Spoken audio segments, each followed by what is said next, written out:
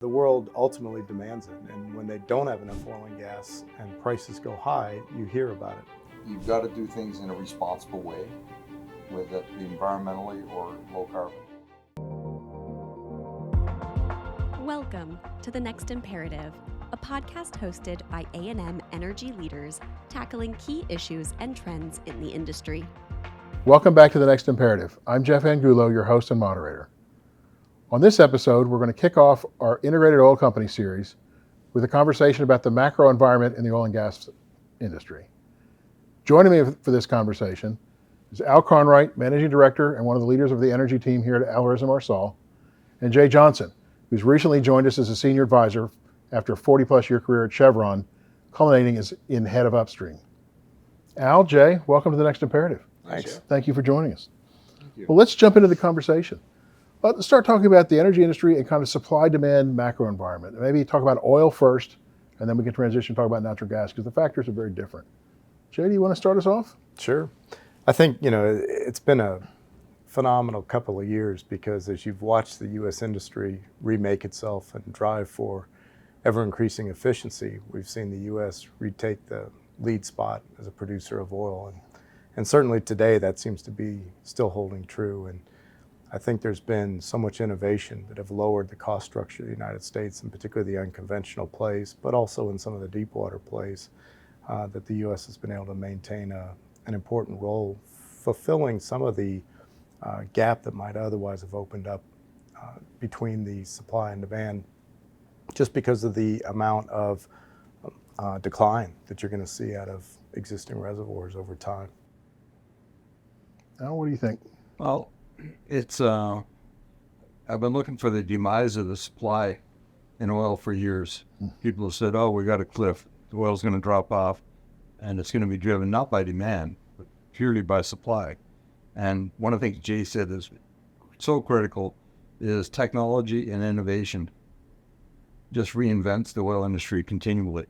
And you look at what's happened with the shale, but before that, deep water, 3D seismic. You go back in time, and there's always a new breakthrough technology-wise, because we've got really creative people trying to solve really complex, difficult problems. So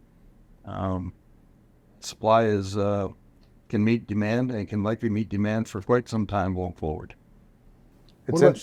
I was just going to say it's interesting because, when they talk about how much is the supply, how much is in the world supply, and it really depends on at what price.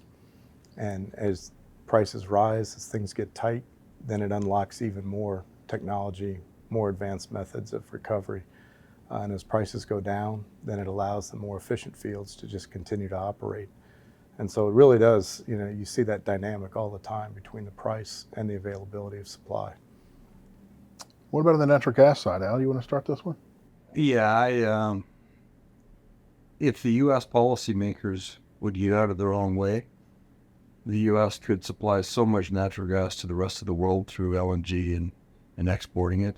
And if you really were serious about decarbonizing, you could have replaced a lot of the coal that's being burned, not just in the U.S., but around the world, by unleashing natural gas. It is a commodity we're so fortunate in the U.S. to have lots of oil and lots of natural gas.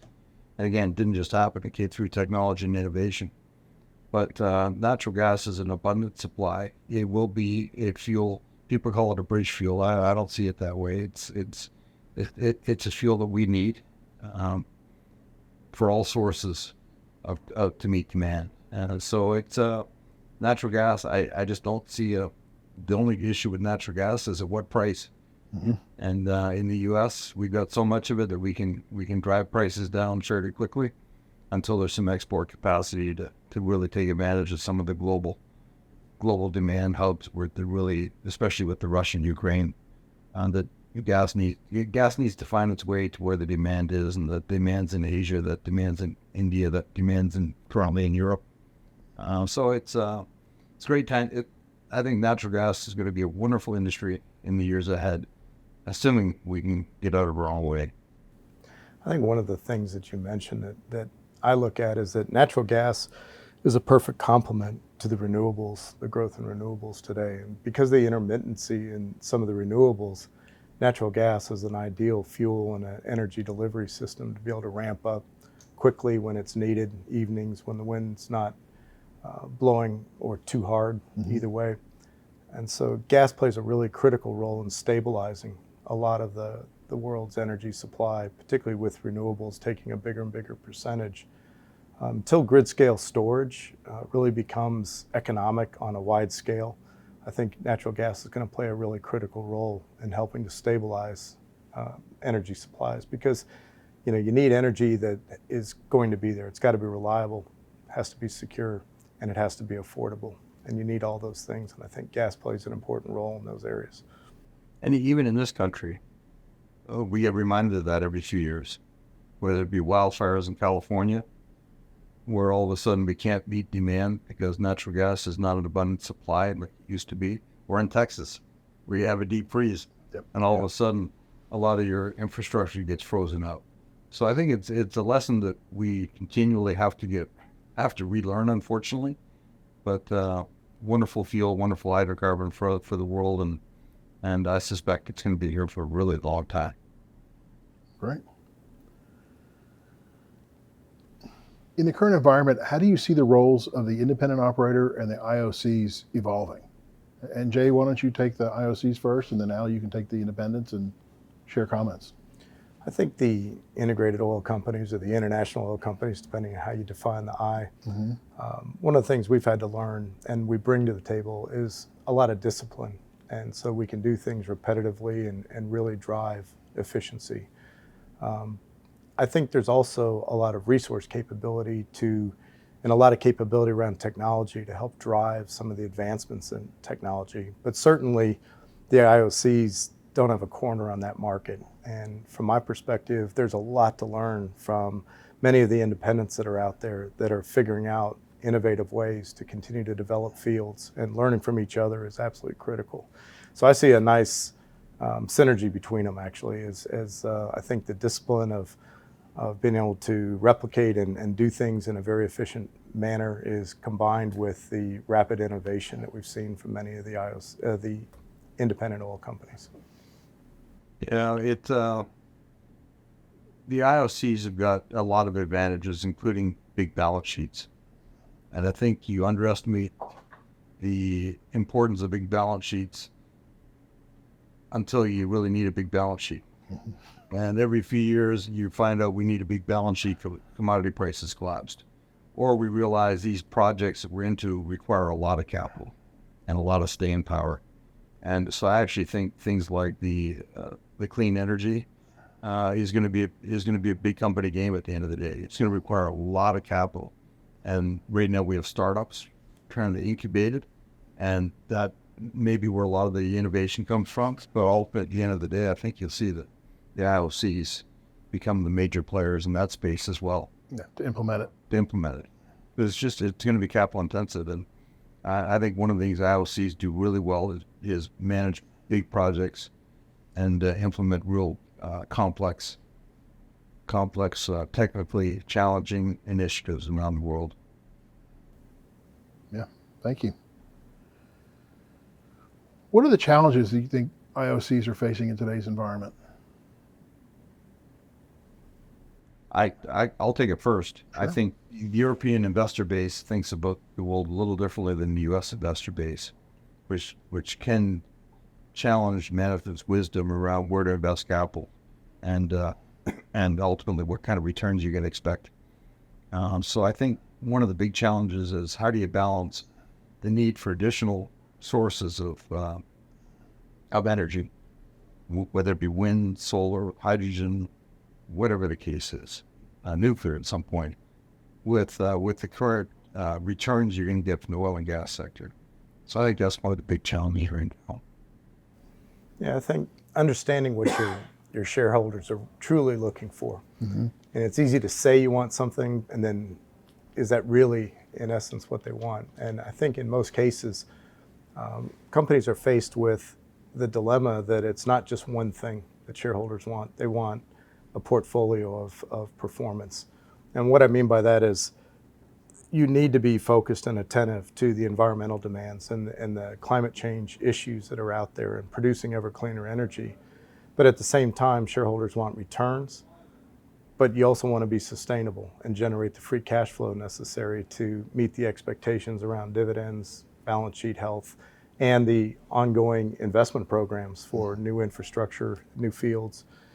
So it's really a balance between resource replenishment, generating the returns, performance towards developing cleaner sources of energy production, and then also the cash flow that's needed. So I think those are some of the challenges. The headwinds are, most companies are facing a pretty tough regulatory environment. So the ability to build new infrastructure, pipelines, some of the things that can improve the efficiency are often very difficult to get approved and implemented in many parts of the world. I mean, the good news is, if you'd asked me this question 10 years ago, I'd have said people are going to be a real challenge in our industry. And yet now we're attracting new talent coming out of colleges. And partly because we're not old plumbers, we're old mechanics on cars. We're using digital and innovation and AI and things like that are compelling for people that want to be in our industry. So we've got a whole new generation, I think, about to enter our industry that we weren't counting on recently as 5 years ago, maybe. So exciting times. That's great. Al, how would you advise IOCs in face the challenges that we're talking about today?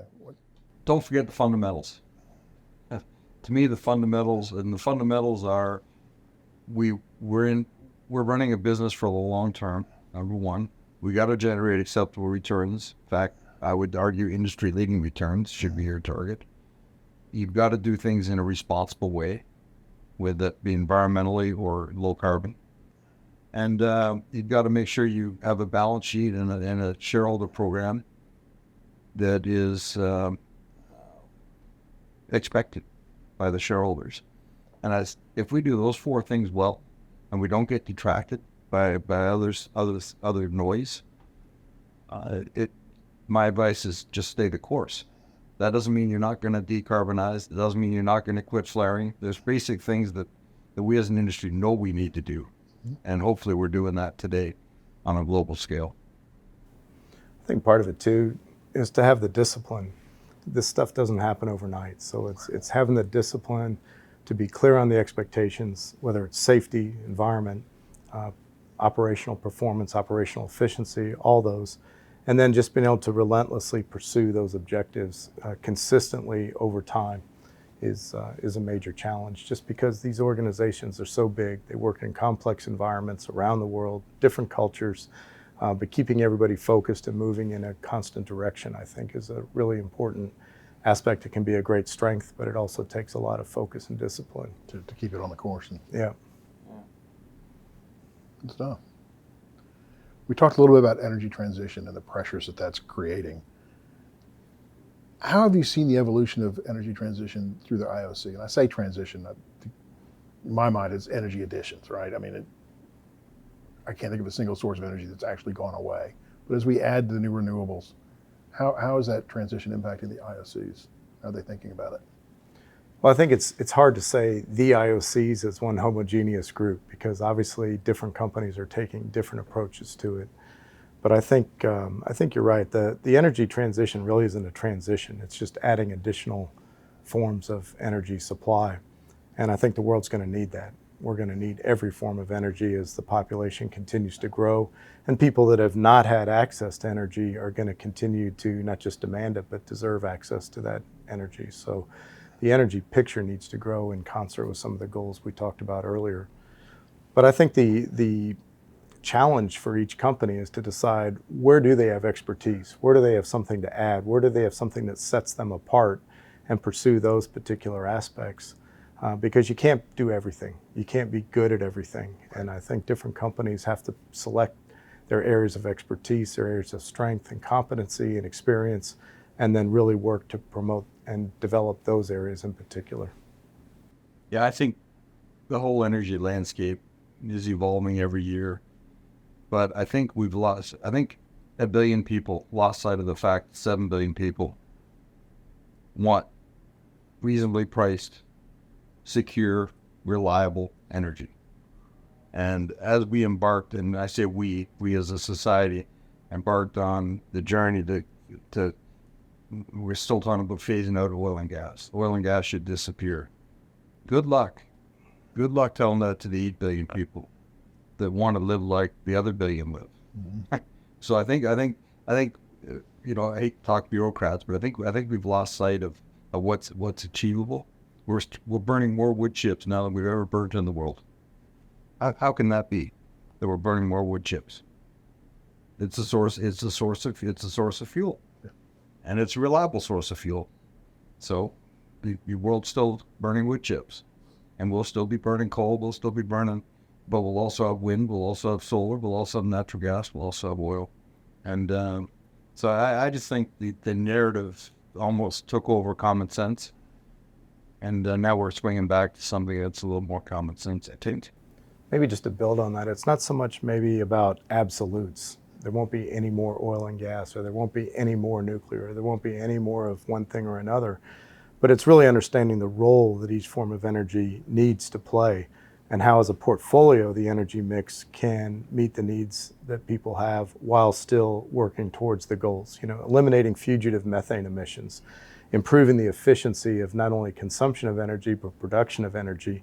Those move us in the right direction, but they're not absolutes. It's going to be a constant effort to improve, and then understanding the relative role, like we talked about at the beginning with the natural gas and oil, and what role they play in the energy mix. Yeah, to your point earlier, gas is a great substitute for renewable electricity. Oil's not. And equally, gas can be a difficult substitute for oil for transportation. Natural gas can be a great source of hydrogen, as hydrogen becomes a fuel of the future and becomes a part of the energy mix. As long as you have carbon capture and storage, then the carbon that's emitted from stripping natural gas can be a great source of carbon, or of hydrogen, while capturing the carbon. So there's ways that these systems can work together to achieve the ultimate goals. Great. How have you seen the different IOCs try and balance the need to generate free cash flow and at the same time invest for the future? Is it different regionally? You know, the European IOCs versus US, Asia? What are you seeing? From my perspective, there were some corrections when we went through the last big downturn in 2020 kind of time frame. And you saw many of the Europeans that had very high dividend loads and were supporting a lot of pension funds and things like that were forced to pull back on their dividends and bring their dividend payouts and their capital investments into better balance, particularly to preserve balance sheets and weather the storm. And so I think from time to time, you know, that may continue to happen, but it's really finding that balance, I think, between resource replenishment, the generation of free cash flow, and the investment for the returns that the shareholders are looking for, is kind of the balance each company has to play based on their particular mix of shareholders and the expectations that they have.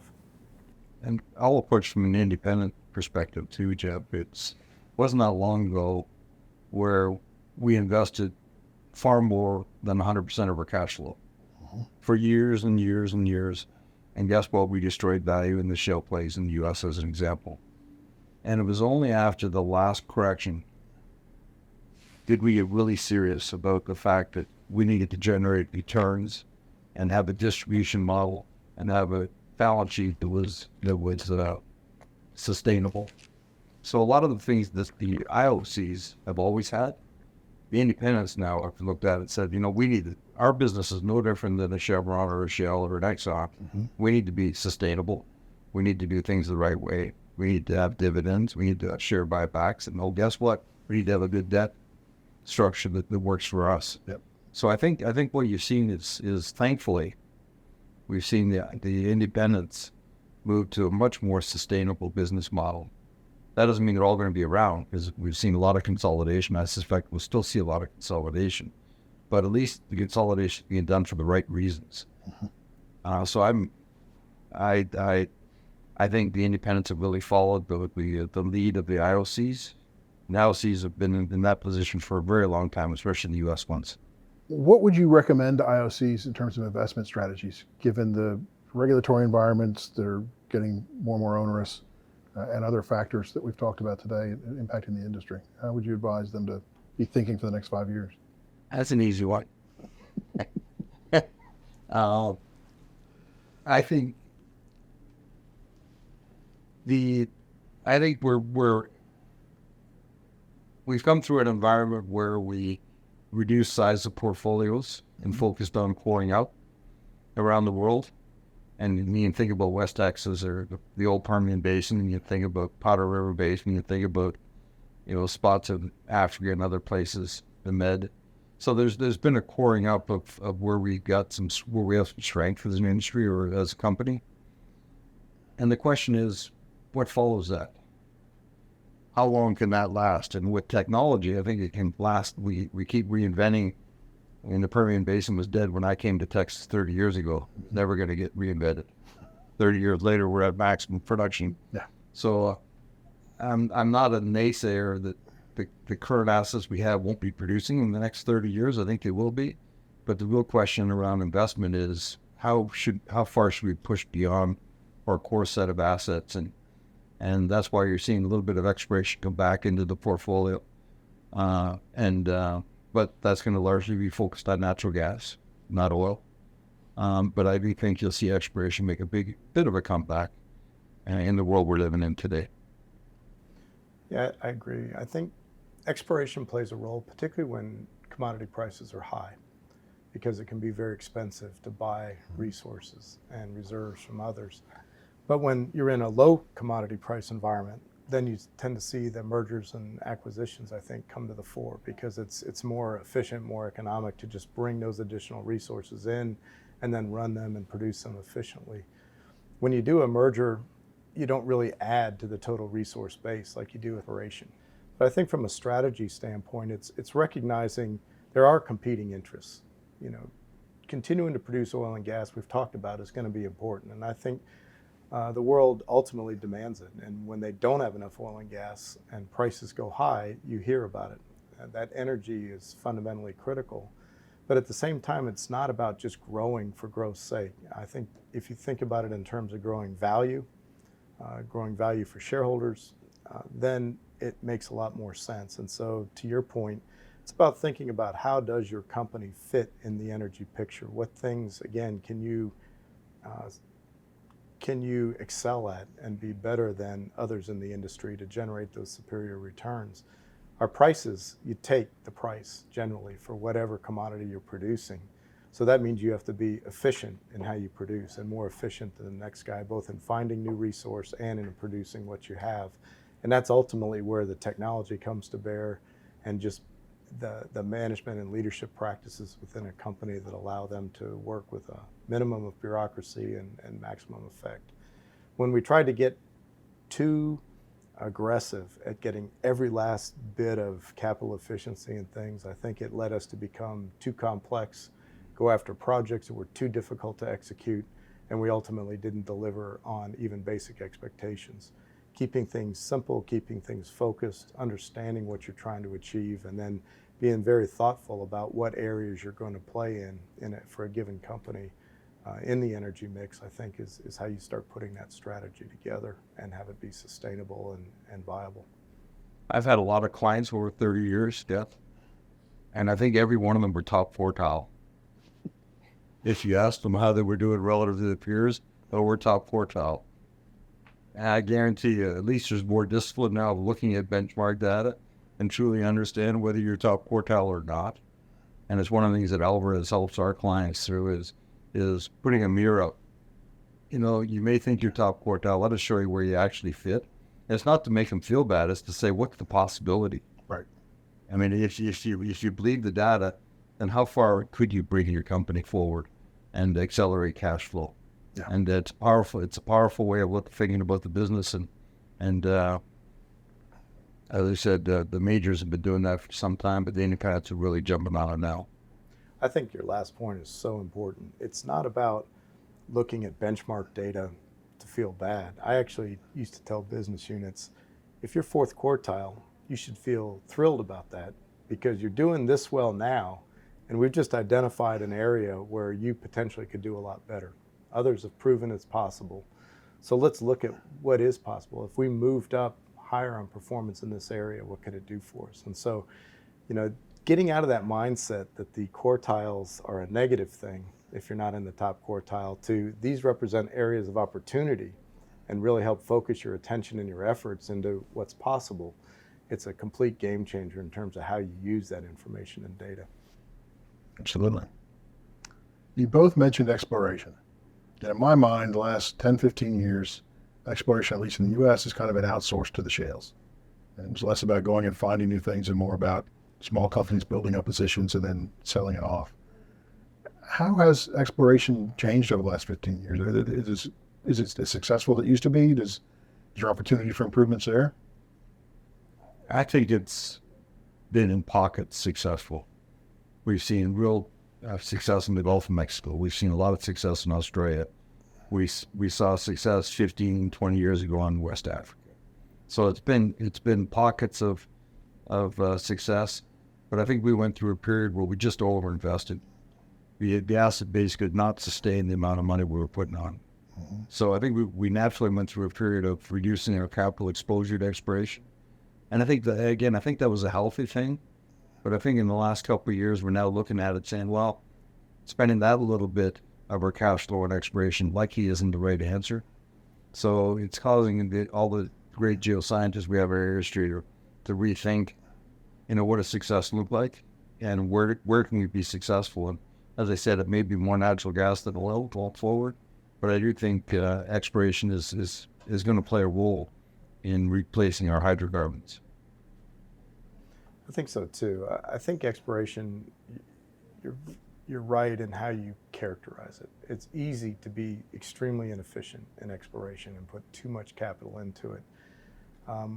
There's a tendency to want to chase the biggest new finds and fields, and they're hard to come by. There hasn't been many new plays outside of the unconventional. I'm talking about mainly conventional Right. now around the world in the last 10 or 15 years. You can count them on one hand kind of thing. But that doesn't mean there's not a lot of value in exploration. Even places like the Deepwater Gulf of Mexico that we've been at for a long, long time, focusing the exploration so that exploration can find smaller accumulations and tie those into existing infrastructure, for example, can be really value adding as opposed to a brand new greenfield somewhere that starts up. So I think the thinking about exploration has changed a lot, and finding new resource that can be tied into existing infrastructure is really an opportunity that's often overlooked. It's not quite as glamorous as finding that new huge oil field, but in terms of adding value, can be one of the best things companies can do. I do think Guyana's brought back the green, though. Yeah. So I think we'd all thank Exxon and Hess for bringing back the green. That it's not as if that hasn't been there for thousands of years, and we had some smart people figure it out and drill some great wells and bring them online quickly. So the whole development scheme has changed a lot from exploration to 10 or 15 years of development to exploration to 3 years of cash flow. It's a totally different model. Yeah. So I think as long as that's the model going forward, and I don't see any way it's not going to be, that brings more emphasis back to exploration and doing things smart. How are you seeing the IOCs address the challenges of human capital, acquiring people, retaining people? And you made a point earlier, Al, that you're seeing a new class coming in from universities that are excited about some of the complex technology we're deploying. What are we seeing? Because for years people have been talking about brain drain. And what do you guys see? Well, I think, like every industry, productivity keeps moving up. So I'd be lying if I said we didn't have still a bell curve on our age population. We still have a lot of people that in the next 5 to 7 years are going to retire from our industry. But at the same time, we're applying technology and innovation to the way we do things every day. And some of the things that the majors or the IOCs are doing around AI, it blows me away to even think about where we've come from in the last 5 years. So I think, yes, will we have fewer people in industry? Likely. But the ones that are going to be in it are going to really be focused on technology. And I think that's an exciting industry. We're an exciting industry to attract. And I think that's what we're starting to see now. Data scientists, data engineers, things like that enter our space. We need them. We need them badly. It was interesting because we talk a lot about the people coming in today want different things and what are they looking for in a company. And I actually think the people coming into work today and joining our companies are very similar to the same expectations we had. You want to feel like you work for a company that's a beneficial contributor to the world around you, and that they do noble things. Providing energy is certainly in that range. They want to know that the work that they do is going to make a difference, and they can actually make a contribution and feel good about the contribution they make. And they want to learn and develop new skills and new expertise. And I think if we think about it in those terms, there is so much opportunity right along the lines you just talked about, whether it's technology and working around the world and the different cultures that we work in, the opportunity to develop people. It's something that I think the more senior people in the company can't lose sight on, because they create the environment that makes it conducive for the next generation to be successful and to thrive. And that's something that's important to keep in front of us. So I think there's people out there, plenty of people out there, but it's all about making sure that we create an environment where they can be successful. And I think they want many of the same things that we wanted when we started our careers. You're right. That excitement that you just talked about, the key points, that was there 40-something years ago when I started the industry. And when you started the industry, that's why we came into this industry in the first place. So, yeah, good that we've maintained it. Yeah. Jay just said something really critical, though, or alluded to it, and that is we got to get the best out of our people. Mm-hmm. And to go to micromanage, to make decisions for them, to not give them the coaching and the latitude to be successful is just a shame. Yeah. And we're doing not only employees a disservice, we're doing management a disservice and the company. And shareholders. So in ultimately the shareholders. So I think what Jay hit on is going to be a huge focus move going forward. How do we get the optimum performance out of our employee base? And none of us have the answer to that, but I think in aggregate we can come up with a much better solution, much better answer. Yeah. Al and Jay, thank you very much for your valuable insights and your time. To our audience, thank you for watching. We hope you found this discussion as valuable as we did. We have an exciting series coming up on integrated oil companies. Stay tuned for episodes on production management, on transformation, and on capital efficiency and M&A. Thank you. Thank you for listening. Make sure to subscribe to The Next Imperative so you never miss a new episode. Also, visit our website at alvarezandmarsal.com to learn more and to connect with us.